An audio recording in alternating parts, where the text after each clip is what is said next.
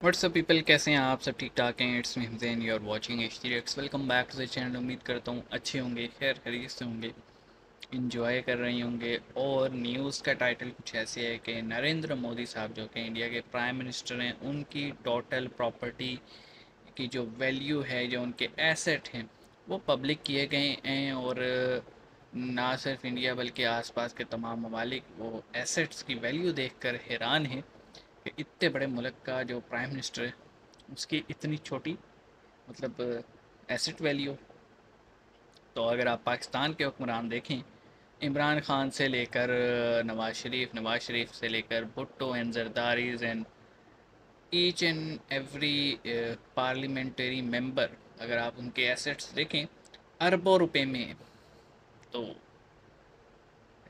सोचना चाहिए हमें कि हम किस तरह के लोग इलेक्ट कर रहे हैं। और वो आते ही सबसे पहले खाओ पियो प्रोग्राम शुरू करते हैं। तो देखते हैं वीडियो को। 3 2 1 एन। नमस्ते दोस्तों, जय हिंद। हिंदुस्तान स्पेशल में आपका स्वागत है दोस्तों। हेलो। जैसा कि दोस्तों आपने क्लिप में देखा, पाकिस्तानी मीडिया ये चर्चा कर रहा है कि एक तरह से प्राइम मिनिस्टर मोदी ने पाकिस्तान के मुंह पर जोरदार तमाचा मारा है। पाकिस्तान के लीडर्स को यह बताया है कि नेता कैसा होता है। उनकी संपत्ति सिर्फ देख पाकिस्तान को नहीं, पाकिस्तानी मीडिया सबको बताया। प्राइम मिनिस्टर मोदी की तारीफ करता नहीं थक रहा। पाकिस्तानी मीडिया यह बता रहा है कि एक तरह से प्राइम मिनिस्टर मोदी ने हमारे लीडर्स के मुंह पर तमाचा जड़ दिया है, जिनकी संपत्ति अरबों नहीं खरबों में है। प्राइम मिनिस्टर मोदी ने मंगलवार को लोकसभा चुनाव के लिए जब वाराणसी से तीसरी बार अपना नामांकन भरा, पाकिस्तानी मीडिया की होश नॉमिनेशन उड़ गई। पेपर्स। पाकिस्तानी मीडिया उनकी संपत्ति देख सकते में है। प्राइम मिनिस्टर मोदी की कुल संपत्ति 3.0 करोड़ रुपए है। चुनाव बस का नामांकन पत्र भरने वाले हर एक उम्मीदवार को नियम के यहाँ पे अनुसार तो अपनी पूरी क्लैरिकल संपत्ति बंदा भी और 4-5 देनदारियों करोड़ का का हिसाब देना मालिक पड़ता होता है। है। प्राइम मिनिस्टर मोदी की संपत्ति में निवेश के साथ साथ चल और अचल दोनों संपत्तियां शामिल हैं। क्या भारतीय वजीर आजम नरेंद्र मोदी भाई, जब साहब इस तरह के लीडर अनबीटेबल होंगे हैं? ना, फिर मुल्क तरक्की करेगा। और ये रिपोर्ट, ये डॉक्यूमेंट्री पब्लिश हुई है DW पर, डोइचे वेले, जो कि जर्मन पब्लिक जी। ब्रॉडकास्ट ऑर्गेनाइजेशन है।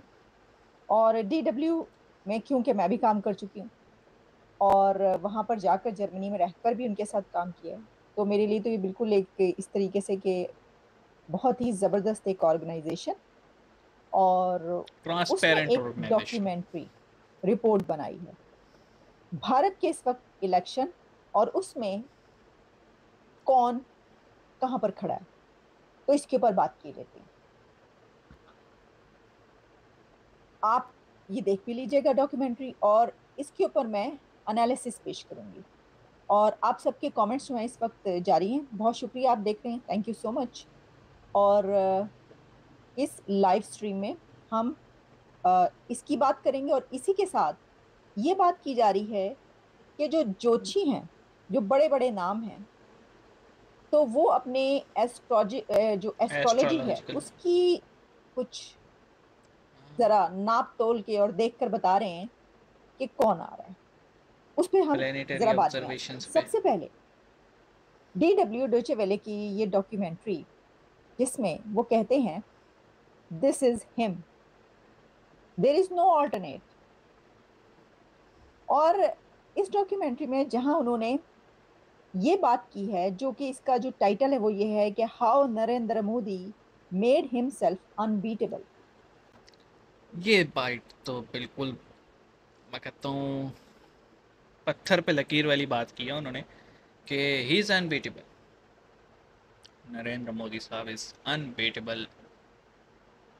जो सामने ऑपोजिशन है ना, जो जितनी भी पार्टी आप कह लें, Samajwadi party, India alliance, Congress, जितने भी हैं, जितने भी चेहरे, ममता बनर्जी की पार्टी, अवैसुद्दीन की पार्टी, ये जितने लोग हैं जो कि बड़ी सख्त ऑपोजिशन अल्फाज के तौर पे करते हैं, ये जो ऑपोजिशन सामने खड़ी है ना, ये इनमें वो गूदा ही नहीं है कि ये वोटर को परसुएड कर सकें कि हमें वोट डालो। क्योंकि कहीं ना कहीं ये लोग पहले आजमाए हुए हैं, और कहीं ना कहीं वोटर इनको पहले इलेक्ट कर चुके हैं, और उनको पता है कि इनके 5 साल या इनका जो भी टेन्योर था उसमें क्या सर्विसेज मिली।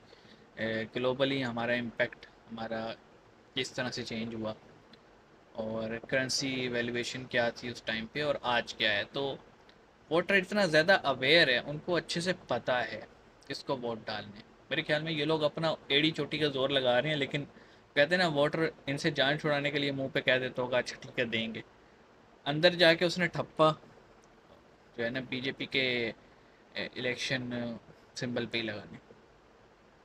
ये सीधी सादी बात है। उसकी वजह यह है कि वन एंड ओनली वाजपेयी के बाद जो बंदा बीजेपी को मेरे ख्याल में खड़ा कर गया है ना, वो नरेंद्र मोदी साहब। देखो यार, 10 साल हो गए उनको एज अ प्राइम मिनिस्टर। उनके एसेट वैल्यू वहीं की वहीं खड़ी है, या मोर और लेस जो एक प्राइम मिनिस्टर की सैलरी होती है वो डाल के कुछ बढ़ गई होगी, अदरवाइज उसमें ज़्यादा चेंज देखने में नहीं आया। यहाँ पे तो बंदा सरकारी नौकर लग जाए कहीं पे या जॉब कहीं लग जाए, रातों रात जनाब कोठी बंगले गाड़ी शुरू हो जाती है उसकी बनना। तो हमें सीखना चाहिए कि अगर मुल्क के लिए काम करने तो इस तरह से करना है। आप क्या कहेंगे कमेंट सेक्शन में बताइएगा। मिलेंगे, अपना ख्याल रखिएगा। सी यू गाइस।